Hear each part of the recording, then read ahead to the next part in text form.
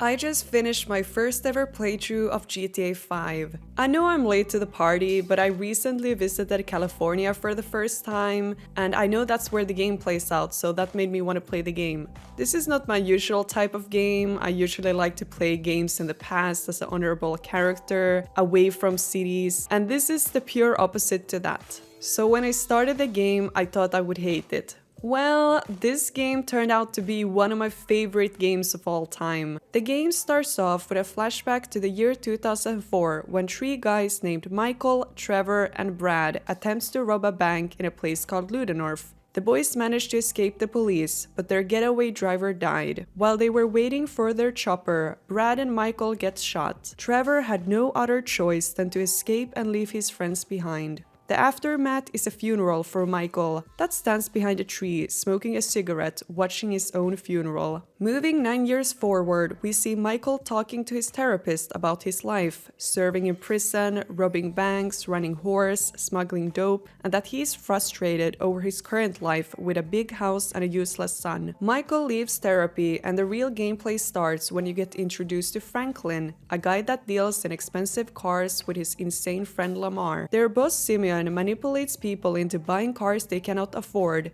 and their job is to get them back. Hey, what's up, boo? Who you calling a nigga? No, I'm not calling nobody a nigga. Wait, what the fuck? I thought that is how the entire game is going to be. Stealing cars, robbing people, going to strip clubs, and that is just not interesting enough for me. But that quickly changed when Franklin tried to take Michael's son's car. Michael was hiding in the backseat of the car, so when Franklin tried to take it back to his boss, Michael forced him at gunpoint to crash into the business. As a joke, Michael told Franklin to come over for a drink sometime to get some life lessons. Considering that Franklin lost his job due to him, he quickly went back over to Michael's house for that drink. Luckily he did, because Michael ended up needing help to rescue his idiot son from some gangsters trying to steal his boat. Things got really interesting when Michael catched his wife cheating on him with her tennis teacher. In full impulsive rage, Michael and Franklin chased down the tennis teacher and pulled down his house. Besides, it wasn't his house, but the house of a very dangerous man named Martin Madrazo, the head of an American drug cartel. Now Michael owes this guy a lot of money, and this is how we meet Lester. Lester is the no-morals nerd with all of the insane master plans on how to make quick money, including assassinations and heists. Lester was also the remote contact of the 2004 robbery in North Yankton. For Michael to be able to pay back his debt to Martin Madrazo, he has to blow up a guy's head with a cell phone, and with the help of Franklin and a crew, rob a jewelry store. This is when the game starts to get a lot more fun than stealing cars. I thought that's it. The entire game is going to be about planning, preparing, and doing heists. That is until I met Trevor. Again. He seemed to have managed to escape the 2004 robbery, and now he's a crackhead living in a trailer outside of the city, making a living, cooking and selling crystal meth. Trevor is an angry man-child with mommy issues that at heart just wants to be loved,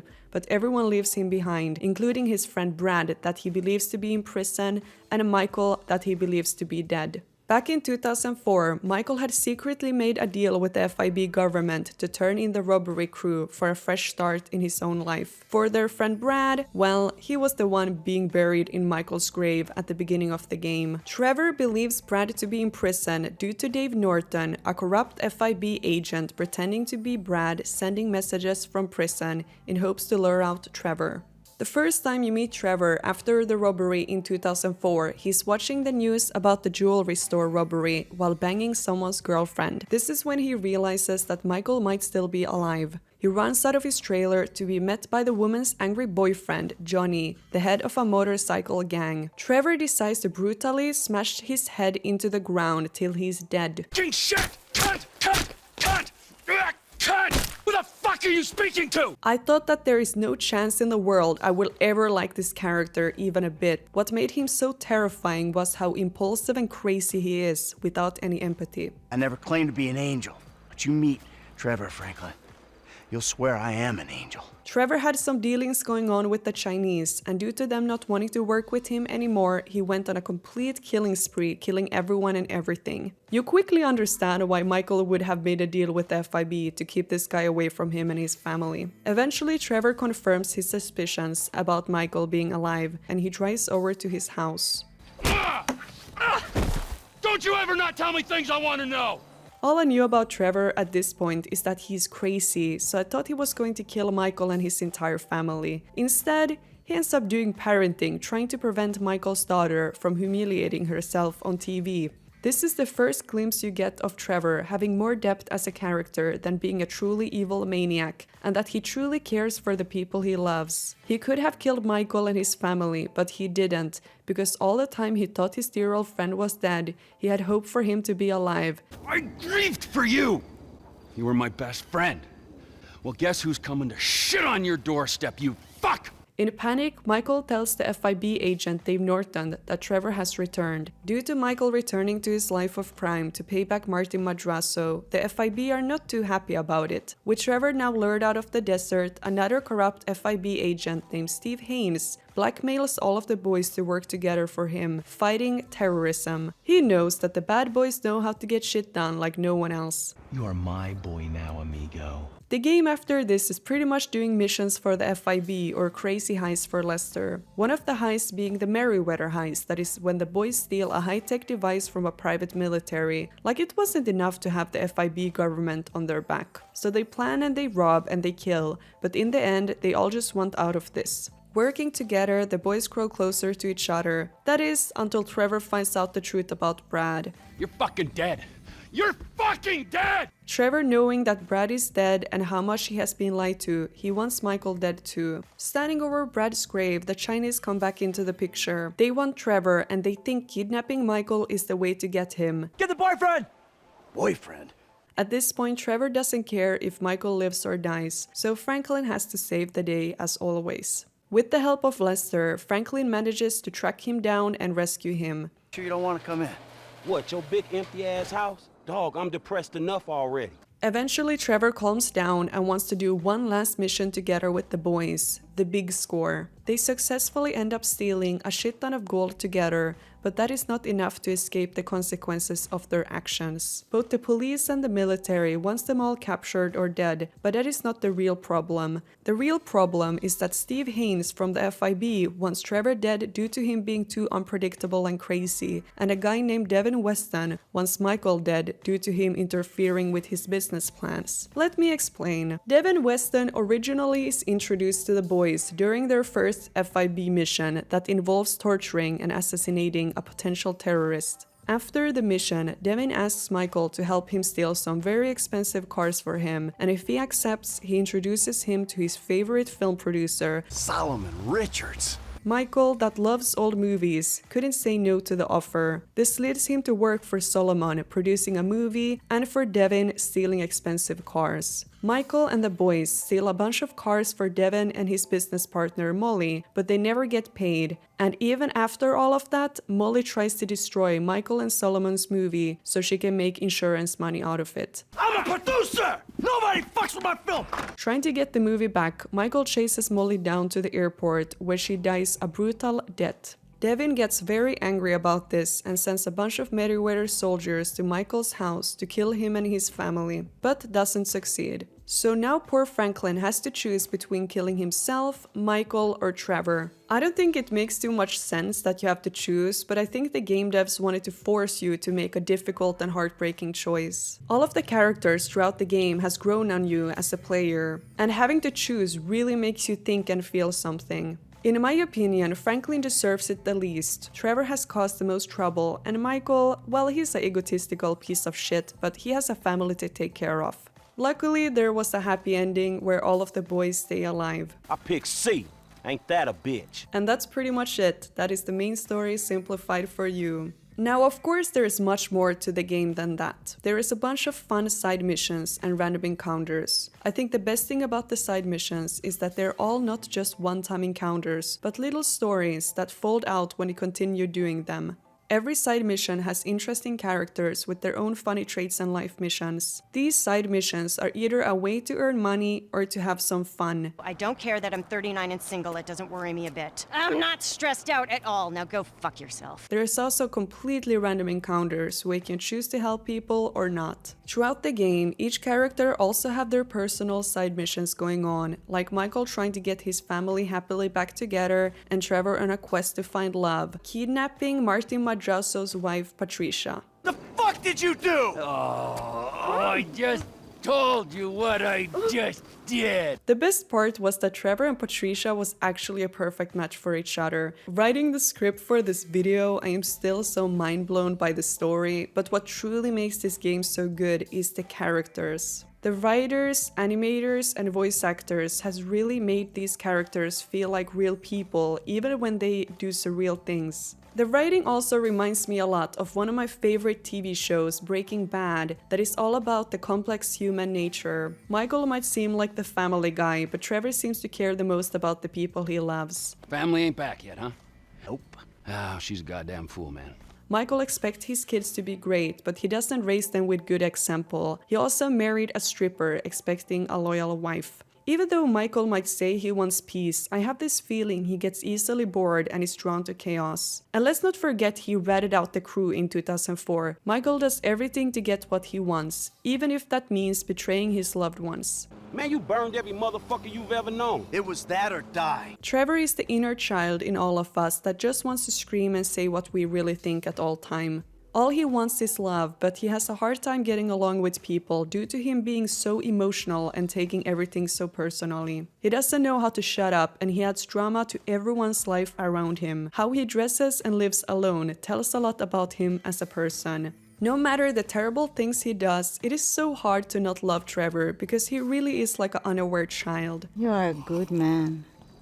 I can see that. The problem is that every time I see that first ever scene of him in his trailer, I remember how awful he is. Franklin easily gets forgotten in all of this due to him not being very intense as a person. I think what makes him so funny as a character is that he never seems to know what the hell is going on, and he literally cannot say no to anyone. He doesn't want any drama, so he doesn't have too many opinions of his own. He's always there to keep the peace and save the day. If Franklin really wanted to get out of the life, he would have to leave his only friends behind. That would lead him to living all alone in a big mansion. It is difficult to get out of a bad lifestyle when everything you have is surrounded by it. You also get a glimpse of his ex Tanisha that wants a better life for herself, marrying a doctor. Franklin wants her back, but she knows that Franklin won't be able to provide the stability she wants. Babe, look, I'll change. No, you won't, and that's fair enough, but at least respect what you do. Most people might say Trevor is the real psycho because of how vocal he is about it, but considering how many people they all kill and hurt, I would say they all are. I guess you could classify all of these guys as sociopaths. They all seem to have been made by their environment into who they are. They all care and have feelings for something, but they don't feel empathy for killing strangers as long as they get to their end goal. In the end, I think the big amount of killing in this game is more about the gameplay than about the characters. There has to be gameplay, like insane driving and difficult combat, to keep it being a game and not a movie. Open world games give us the freedom to do and experience anything on the cost of realism, but pays back in fun. You can drive people over, steal cars, shoot cops, jump off buildings, and much more. At first, I thought it would be a mess playing as 3 different characters. I usually like to either make my own character or then immerse myself into the heart and mindset of one character alone. I thought it wouldn't be possible playing as 3 different characters, but I was wrong. All of the characters have their own weapons, cars, homes, and levels, but it didn't feel like you lost anything switching character due to them all being somewhat equally as good. Franklin was the best to drive as due to his slow-mo ability, so if I could choose, I always drove as him. Michael and Trevor was better for shooting, even though I barely used their abilities. In between all of the drama, the game turned out to be the funniest game I've ever played. My N-word, huh? What's up, homie, huh? Oh. And this is coming from someone that probably didn't understand half of the jokes due to my mother tongue being Swedish and, well, being kinda slow sometimes. But even I catch some of the memes in this game. Some of the government, some of it is pretty corrupt. Those funny little Easter eggs are pure gold. The TV show, the web, the radio, and even the advertisements, they're all hilarious. Gameplay-wise, the game felt super smooth to play. Shooting and driving was not annoying, and it was easy to get into the game straight from the beginning. It was very nice that you could use taxis to fast travel, and even do jobs as a taxi driver. Cruising down the street, listening to the radio or dialogue is always fun, and I'm happy they added conversation to the driving as well during missions.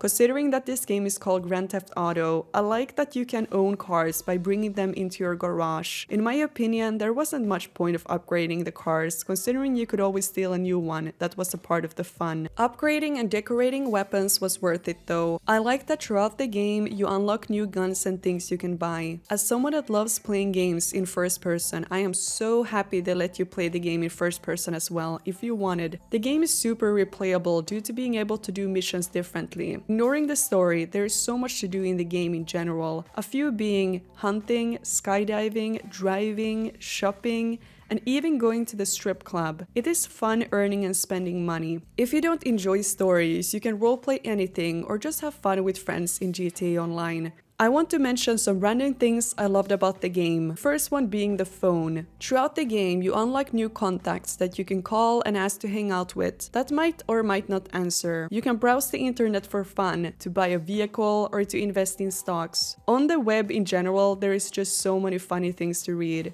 Sometimes the characters unlock funny things you can do on the web. You can also take photos on your phone. That is a nice detail and a part of some missions. There is a radio in this game that I sadly could not listen to due to copyright claims on YouTube, but I did spend some time driving around the city listening to the radio outside of the videos, and I gotta appreciate the great music they have chosen for all of the channels. Now tell me if you disagree, but I think it would be hilarious if you could do dating in this game. I know you can take strippers home, but it doesn't count for me. I wouldn't want romance to be a big part of the main story, but I think it would be fun if there was like a website or something where you could date some crazy women. If you have played GTA 4 and been in the internet cafes, you know what I'm talking about. At last, I just want to take a moment to state the obvious that the game is huge and beautiful. To my eyes, the game looks very good, especially considering that the game was made in 2013. I can't even imagine how amazing this game was when it came out, and to this day is better than most games being made. I have seen some people argue that this game doesn't have any deeper message, meaning, or statement, but to be honest, that is exactly what I love about this game. The game makes fun of everyone and everything. Is it $7? I said something nice, not expensive. The game doesn't glorify the lifestyle of the guys, it makes fun of it. Personally, I just appreciate the peace I have in my life after playing this game, and it definitely doesn't make me want to go out there and rob banks and shoot cops. I don't know about you, but that's just me. Alright, enough praising, let's end the video with some things I didn't like about this game. I found the level up system in this game a bit useless, but I didn't mind it either. In the end of the game, it was a lot of shooting that got very repetitive and boring, but I assume this was to make the game feel more difficult. I was a bit disappointed by the Death Wish ending, not giving you more epic cutscenes for killing the major enemies throughout the game. The worst thing in the game was that the cars would always turn in front of you the moment you passed them. To be honest, I had to think super hard about something bad about this game, and that says a lot, so I decided to Google some of the criticism on this game. Some people think side characters lack depth. Yes, many of the side characters are shallow, but that is for a reason. The game cannot go into the depth of every character's life, and most of the characters in this game are over-exaggerated for comedy's sake. I don't think the game ever aimed to be very realistic. Some people think the game is offensive. No shit, what did you expect? It's GTA 5. Yes, I was a little bit shocked by the fact that the game literally lets you torture people, but the game lets you do everything, and that is what is so great. This is a dark humor game, so if you don't like that, then the game is not for you. You can tell this game was made in the past because of how insane, violent, and offensive the dialogue is. Jerk me off if I get bored. I'm joking. You can suck me off. Are we gonna stop for ice cream? I don't think the game would have been as accepted if it was made in current time due to how people and media are these days. Now the video is coming to an end. I have only played the game once, so I apologize if I got any of the details wrong, and please let me know if I did in the comments. This game is huge and there is so much to talk about, so I just included what I think is the most important. Honestly, I think it's going to be really hard for Rockstar to make a game this good in the time we live in right now. Let's hope for the best. I would love to hear from you in the comments what you think about this game, and I will try to respond to as many as I can. Thank you so much for watching, and don't forget to like and subscribe if you enjoyed the video.